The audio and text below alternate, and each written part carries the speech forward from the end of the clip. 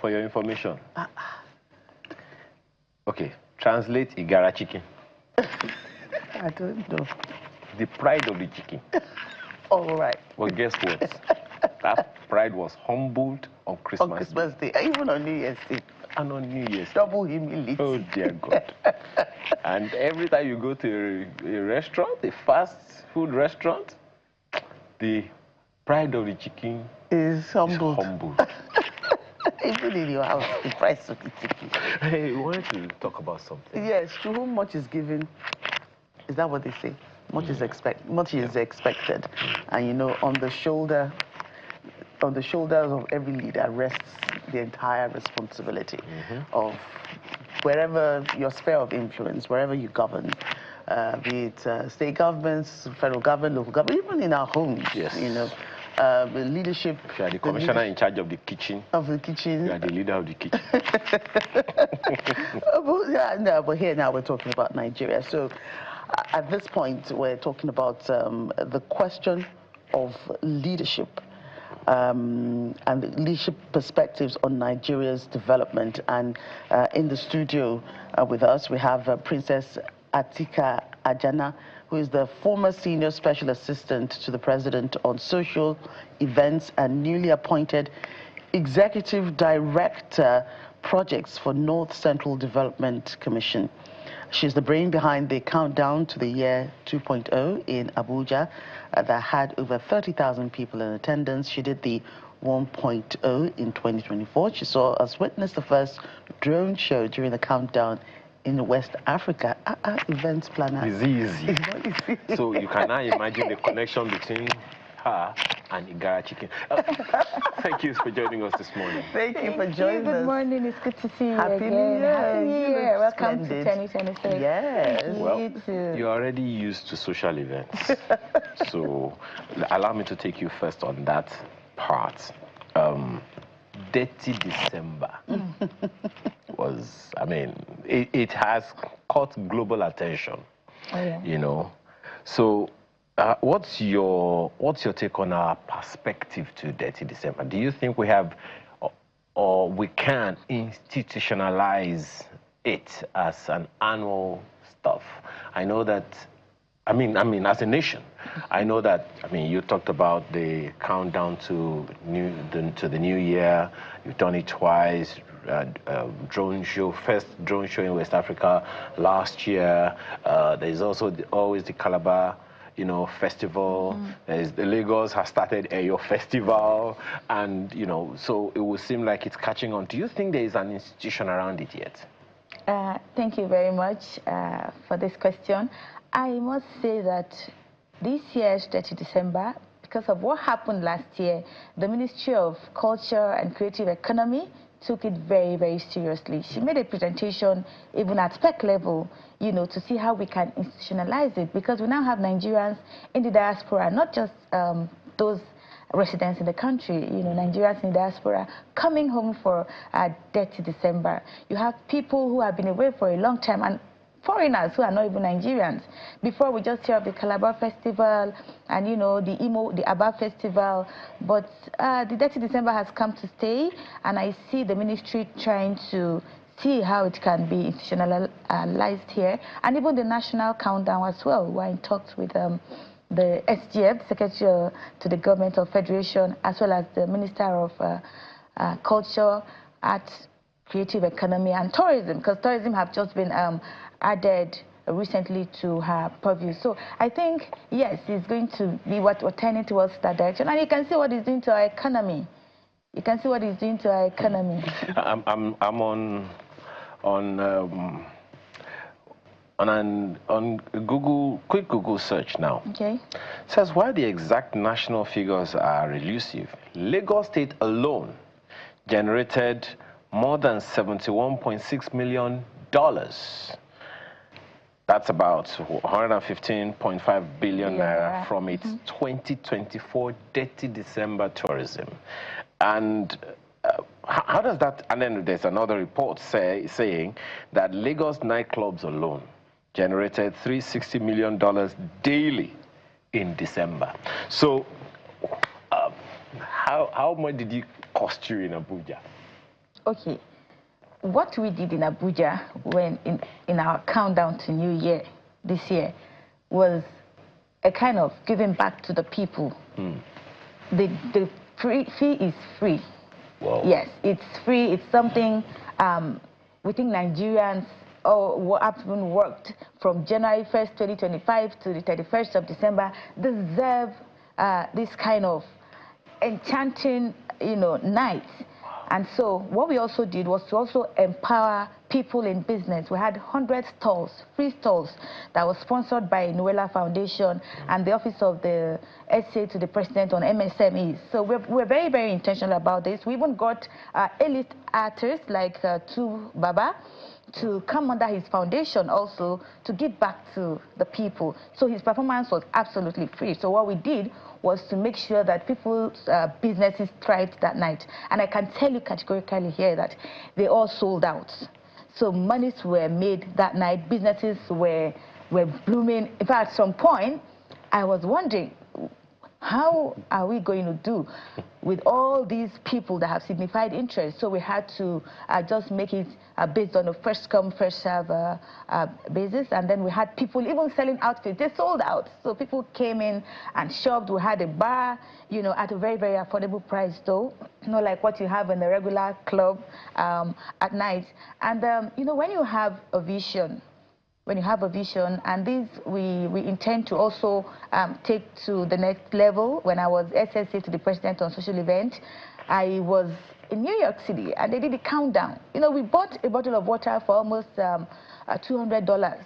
And I'm like, why can't we have this in Nigeria? That was where the inspiration come from. And then it was just fireworks. And I said, I came back home and then I wrote, to the federal government for approval to have a national countdown, and I was immediately given approval. And so I said, okay, now I've gotten the approval. Now where is the funding going to come from? Because it wasn't in the budget, and it was an idea that came in midway into the year. Yeah. So I said, okay, I think we could leverage on goodwill and see how many companies and even government agencies can come in as, part of CSR, what have you. So we approached the FIRS, the NNPCL, and, I stated what we wanted to do. And they were very generous. And then I said, okay, let's bring in private entities. So I went to Mr. Sheyi Tinubu, the son of our president and the founder of Nuela Foundation. And I said, hey, brother, we're coming up with something. I see your foundation do a lot for youth and women, but we want something that a family can, come. If you see, we had kids zone, we had VIP sessions, and, and he said, oh, that would be nice, countdown. We do that in Lagos a lot. I said, yes, we want to do it at the national level now, bringing it to the center stage of Abuja. The Eagle Square is our own symbol. And he said, okay, would you be having a drone show? And I said, drone show is very, very expensive, only a few countries in the world have drone shows. He said, it would be nice to add, okay, we can come in, wow, with that. And I'm like, wow. So as soon as the drone show was in, I said, okay, so we needed to write to NSA because it's a no-flying zone, because there'll be, hundreds of drones in the sky and all. And we got the approval, and I said, okay, fine. If we're going to be having a drone show, then we need BBC to also count Nigeria side by side, other great nations that will be counting down to New Year. Yeah. And that was how we got NNPCL then also to do that. And then we came to channels. So thank you to the management of Channel Television, because they were the first indigenous TV that agreed to cover it live. Yeah, I think Lionel Lasisi was there, Mr. Chamberlain, Maupe, they were all there, so we had live, and then we said, this time around, we'll make it bigger, but we didn't expect the mammoth crowd we got. And for the fact that in Nigerian, J-Bash became the West Africa's drift master. We brought him in. The Northerners love the drift show. So we had a lot, we had fun. And we need to see how government can generate more revenues, with this. We had people coming from nearby states. I was shocked when I heard train tickets were sold out because of people, first train in the morning to Kaduna, because of people who came into Abuja for the count. I'm like, oh, really? The people came from Kogi State, Nasarawa, across the, the North Central states around FCT. So we're looking at having something way bigger come 2026 into 2027, God's fair in our lives. Yes, and looking at the numbers, how did the countdown overall? Because you spoke glowingly of it, the sponsorships and the mammoth crowd that came in. How did it impact the economy of the FCT? Oh yes, people lodged in hotels. We had an artist, a last-minute artist who came in, and we couldn't get accommodation.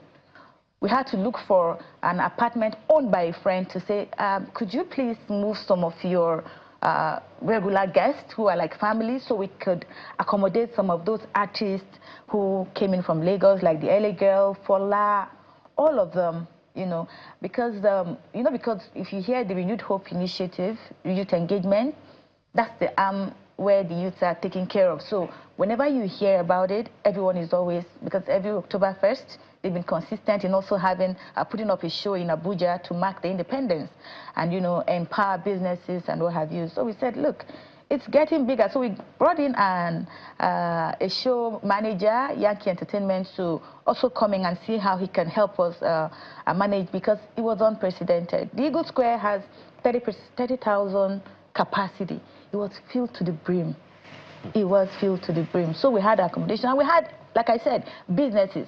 We only permitted 100 stores within the Eagle Square, but we had thousands outside. And at some point, we were even looking for water, not even drinks now, because all the luxury wines, what have you, a lot of bars in Abuja were invited, bar owners, they all sold out. Even the malam on the street selling his suya came in. A man killed a cow. He slaughtered a cow for the suya nights, the suya section, because we had the grill section. I saw a lot. When I came in, I was worried. I said, why do they have to do this? I can understand if the people selling fabrics and jewelries come with so much, but food, who's going to buy all of this? They all sold out. They all sold out, and everyone was happy. And I'm like, oh, give God to say the same. We hope someone is going to come out and tell us how much could have been generated. I mean, the Lagos State, for instance, Lagos State government, for instance, is coming out to say, look, you know what?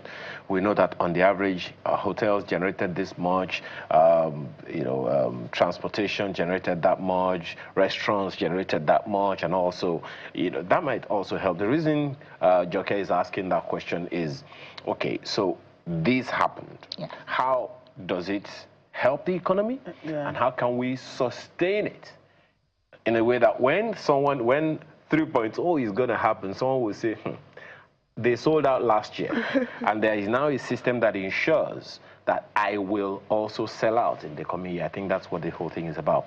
But let's segue into infrastructure development. It's the challenge is not that of infrastructure. The challenge is usually that of sustainable funding. How do you see, how important do you consider that to be for any region's infrastructural project, and what strategies do you think can help to achieve that? Thank you very much. Since we came into office, we were sworn in 20th of October, the North Central Development Commission, alongside the South-South and, Southwest. So we've been having series of meetings. We've also had series of board meetings. We've been doing need assessments, and we've been trying to, bring in consultants who have helped some developed countries, sustain their infrastructural amenities over the years, because like you said, it's not having the infrastructure, it's the funding and even the maintenance too that we have to deal with. So we looked at the model that have worked over the years in some parts of the world, and that is still going back to what we have today. The president saying that this tax bill needs to be signed into law, because you only come out to question an authority when you are playing your part. So if we now look at the tax reforms bill, you would see there that infrastructure is actually where the chunk of the revenue that will be generated will be going into. And then I also want to cite an example of what's happening in Nasarawa State. If you take a drive from Abuja to Nasarawa State, I beg your pardon, through Lafia down to Benue State, Makurdi, the Benue State capital, it's a smooth ride. It's one of the high, very quality roads I've ever applied, and you realize there's a toll gate. Yes. When you get into Welcome to Lafia, there's a toll gate. When you get there, you will pay the toll with utmost joy in your heart. And when I asked the people who worked with the governor to say, okay, I heard the toll systems, were removed sometimes. So how did you get it? He said it was a special arrangement. Then the former president of blessed memory, President Muhammadu Buhari, when the then governor of Nasarawa State came up with this to say, look, we've suffered these bad roads for so long, but we have a company who is ready to do a build, operate, and transfer, and this is the mode in which they are going to get their money back. That road had been maintained over the years, and then they are building more. They are trying to build. So we looked at it and said, okay, I think we can also present this to the federal government to say, look, this could be a model that not just about saying, well, we don't know where the tolls are going to when people pay toll, because that has been the problem, accountability and problem of data in Nigeria. So if we can solve the data problem and the accountability problem, which is also something our commission is looking into seriously. We're not just going to come out and say, oh, we're going to do this, we've done that. We are starting with data. We're starting with data and also putting a lot to the government, federal government, for approval. And once we get the approval, I can assure you, Mr. Ayo, that the model will change. One last question on that issue is collaboration with the states. We had reason to ask a governor, a serving governor at the time, what's the relationship between the federal, the state governments and the development commissions, the regional development commissions. It seemed from his response that there is no such, the relationship was either not there or not really solid. In other words, there is a bit of kind of disconnect between the developmental plans of the state governments and that of the federal government through the regional commissions. And you just told us now that 3 commissions have been, instituted. So, what's likely to change in that regard? Because unless there is that collaboration, there's that it will seem like you will be working for the same purpose but at variance. Thank you very much again. Yeah, initially, when we had the earlier commissions, development commissions come on board, we also watched news on TV, and we've seen the governor's perception, and that's why we all came together and said, look, first things first. The first thing we need to do is to pay courtesy visits, familiarization visits to the state governors. Like in my own region, the North Central Development Commission, we have 6 states and the FCT. Making a total of 7, even though FCT is a quasi-state, but there's a minister of FCT. So we said, look, we need to pay them a courtesy visit. We need to give them a copy of the act, that we are here to complement the efforts of the state government. We're not here, we're not competing with them. We're not here to bring down what they've been doing. The federal government is just trying to bring that governance closest to the people.